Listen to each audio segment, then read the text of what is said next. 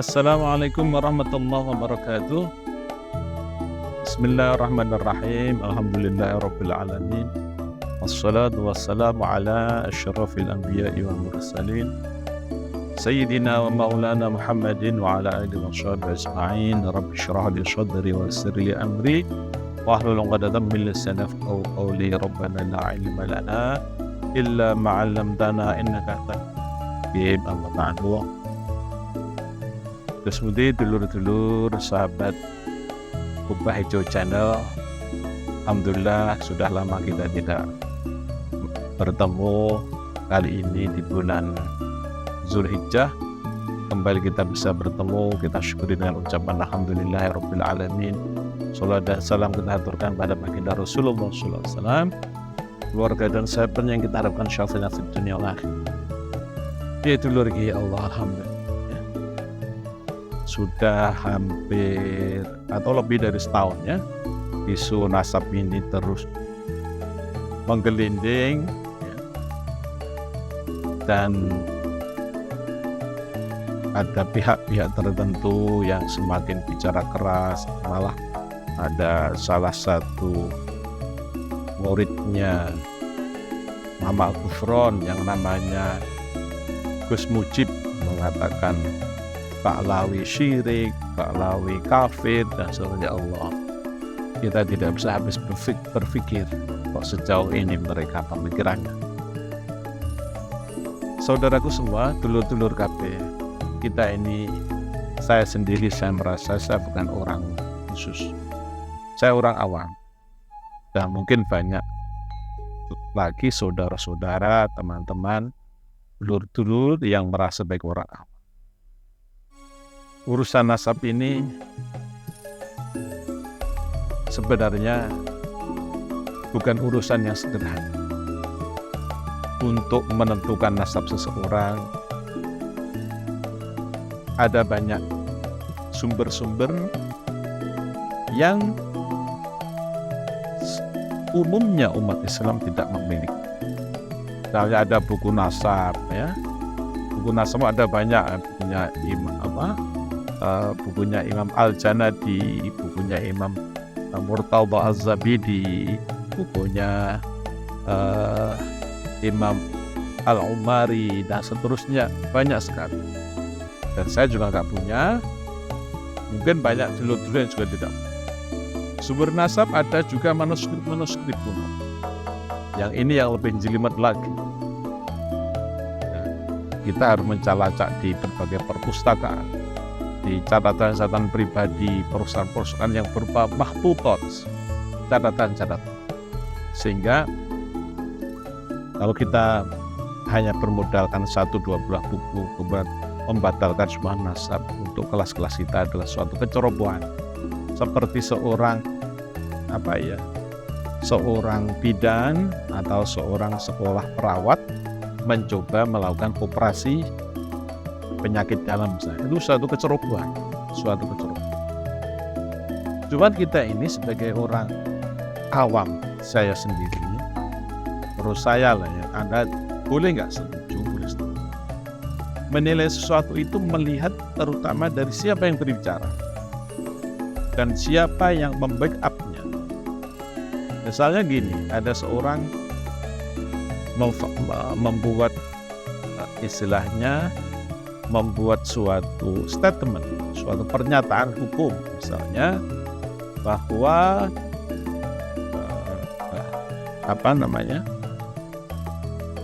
sholat duha itu bid'ah misalnya. Dia punya data-data gini, dia dilihat dulu siapa yang berbicara. Kita juga punya kitab. Orang mengatakan tawassul bid'ah, dia punya hadis gini-gini. Kita nggak punya kitab, kita belum paham Quran. Yang kita lihat siapa? siapa yang berbicara dan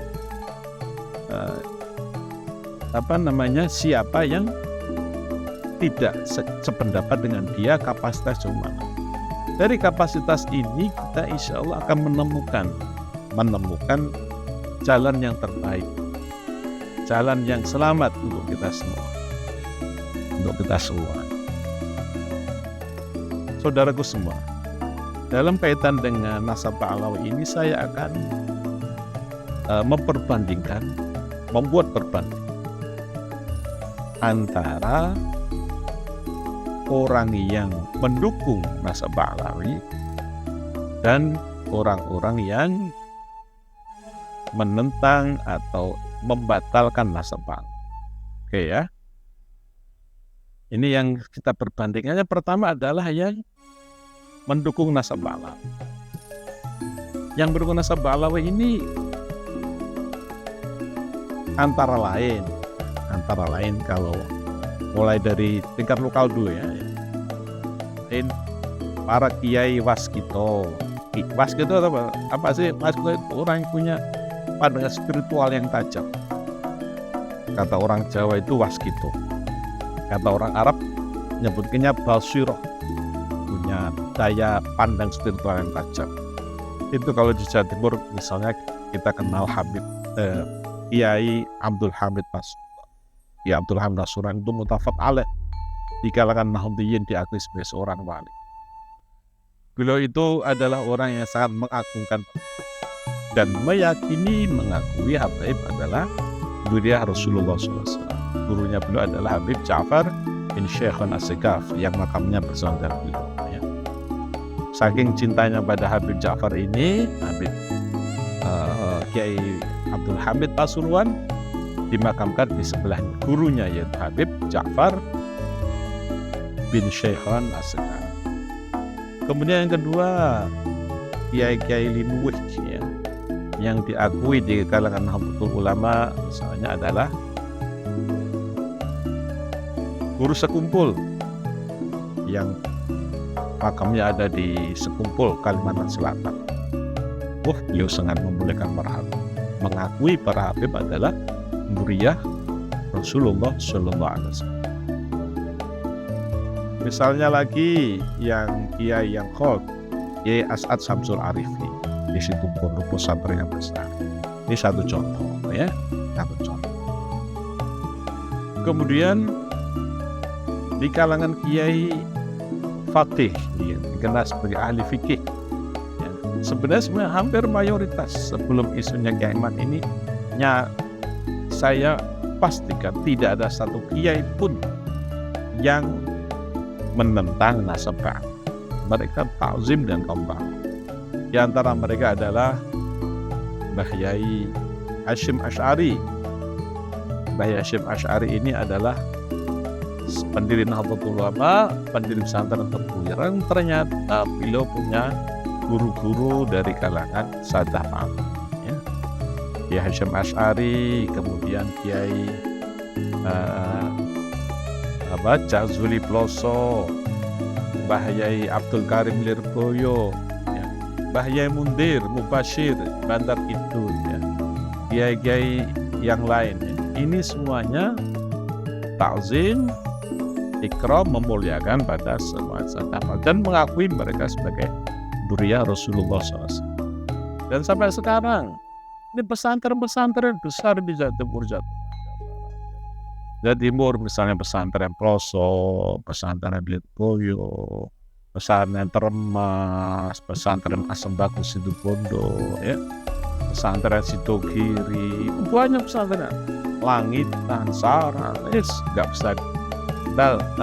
nggak bisa menghitungnya ya.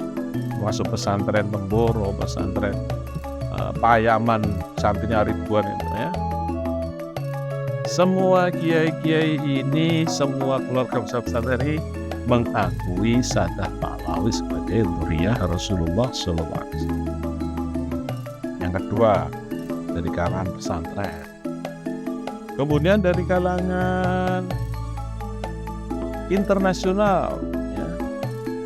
Dari kalangan internasional kita melihat banyak, hampir saya tidak pernah menemukan tokoh berkapasitas internasional yang membatalkan nasab Alawi.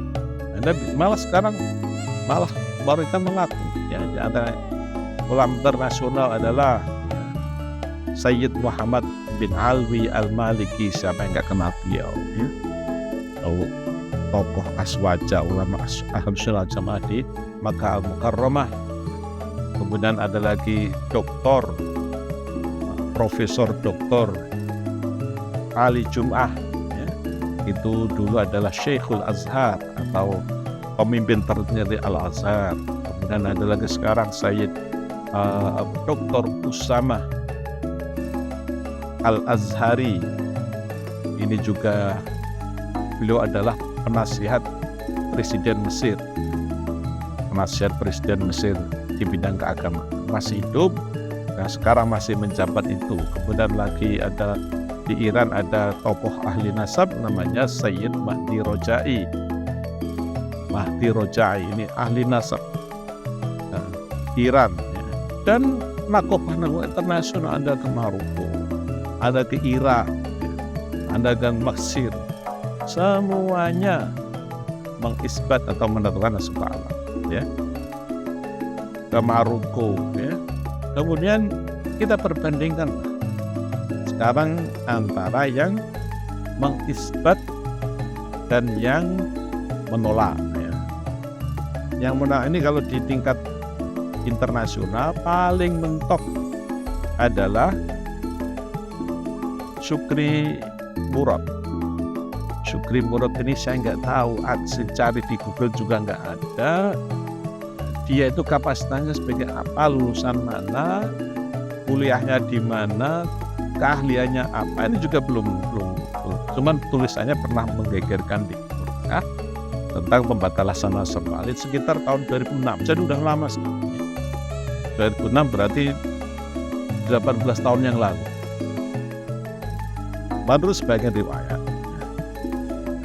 ini Syukri Murad ini kemudian dibantah oleh Sayyid Hasan bin Ali As-Sakaf dari Yordania, dan kemudian Syukri Murad ini minta maaf kemudian mengakui nasab Alawi. Ini saya belum bisa masukkan sumbernya, saya pernah dengar seperti itu ya. Tapi Anda bisa tidak percaya ya. Tapi yang jelas Syukri Murad ini kapasitasnya kita tidak tahu ini. Kemudian yang kedua ada lagi, ini juga dipertanyakan ya. Dipertanyakan adalah Syekh Muqbil bin Hadi Al-Wadhi'i. Katanya, tapi kita juga belum tahu persis bagaimana beliau. Ini adalah tokoh Wahabi di Yaman. Jadi bukan dari kalangan Ahlus Sunnah wal Jamaah. Artinya para pengingkar nasab ini kalau merujuk ya rujuknya pada orang Wahabi, tidak akan menemukan tokoh Ahlus Sunnah wal Jamaah. Adapun Sayyid Sarafuddin yang katanya membatalkan nasab Alawi, ternyata sudah dibantah oleh putra beliau sendiri bahwa Sayyid Sarafuddin Mufti Yaman tidak memiliki akun internet, tidak memiliki akun YouTube, Facebook, dan seterusnya, Instagram, sehingga ada akun yang mana saat beliau membatalkan nasab ini ada suatu tidak valid. Jadi ini tingkat internasional kita hanya menemukan Syukri Murad yang belum jelas identitasnya, kapasitasnya, dan kemudian Syekh Muqbil itu juga wakilah sebagai riwayat beliau tidak sebenarnya ada pencopotan aja. Kemudian di tingkat nasional kita bandingkan. Ada Pak Imaduddin Usman. Usman ini belum jelas keahliannya juga apa. Setahu saya dia nggak pernah kuliah, tidak pernah mengikuti pendidikan akademik formal, dan juga dunia internasional belum kenal dia, belum kenal sebelum, dan sekarang pun masih samar-samar. Pesantrennya juga kecil di Banten, silakan Anda lihatnya. Pesantren Nahdlatul paling santrinya hanya 2, sangat jauh berbeda dengan pesantren Pelosok, pesantren Lirboyo, pesantren dan seterusnya. Yang kedua adalah Gus Watlaret, ini juga dia ini kapasitasnya apa, tidak dunia orang Indonesia, bahkan orang lokal Jogja belum kenal beliau sebagai ahli fikih atau ahli tasawuf atau keahliannya bidang apa aja belum jelas. Tapi getol menyerang nasab balik, pesantrennya juga kecil, jamaahnya hanya puluhan orang kalau. Jamaahnya puluhan orang. Mungkin bukan hanya puluhan orang ya. Setahu saya di tiap-tiap eventnya hanya dikit ya. Yang ketiga Mama Gufron, ini ahli bahasa Suryanto. Anda tahu sendiri sama Mama Gufron itu ya. Yang bahasa semut, bahasa malaikat, Mama Gufron. Kemudian ada lagi siapa itu bahasa balik. Itu di Kudus ada orang namanya Chandra yang mengaku Imam Mahdi ya.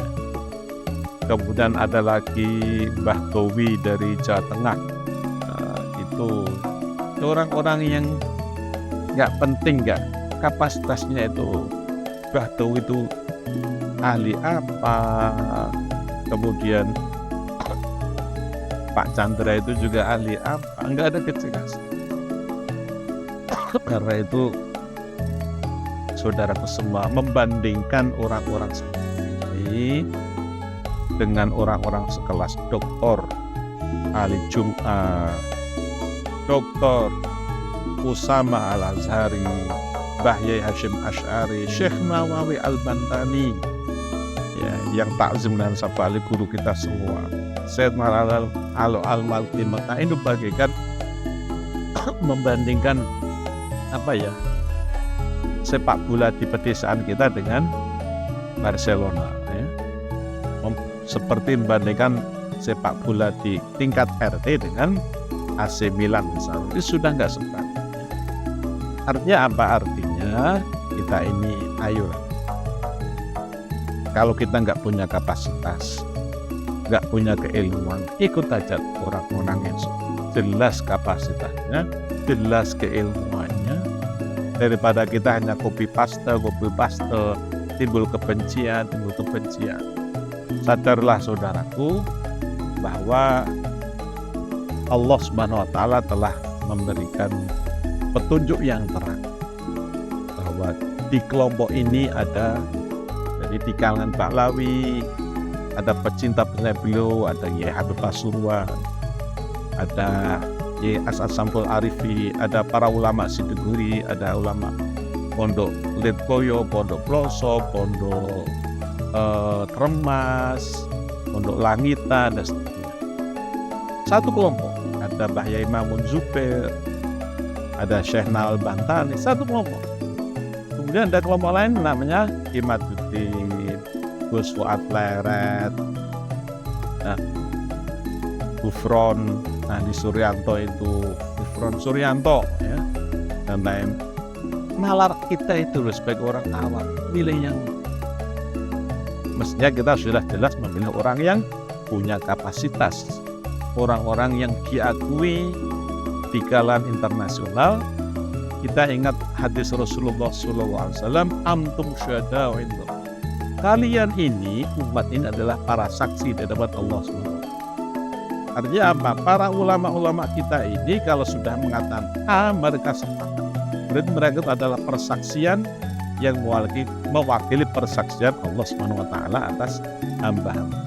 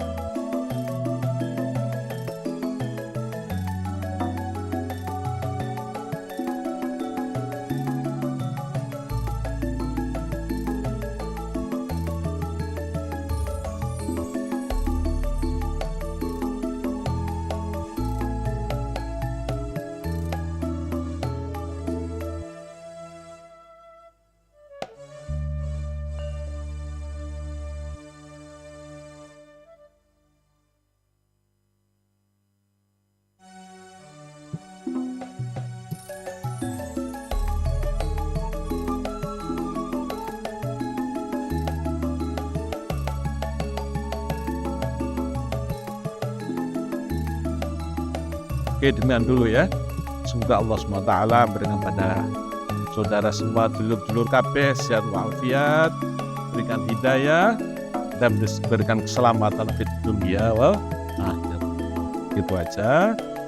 Bila taufiq hidayah. Wassalamualaikum warahmatullahi wabarakatuh.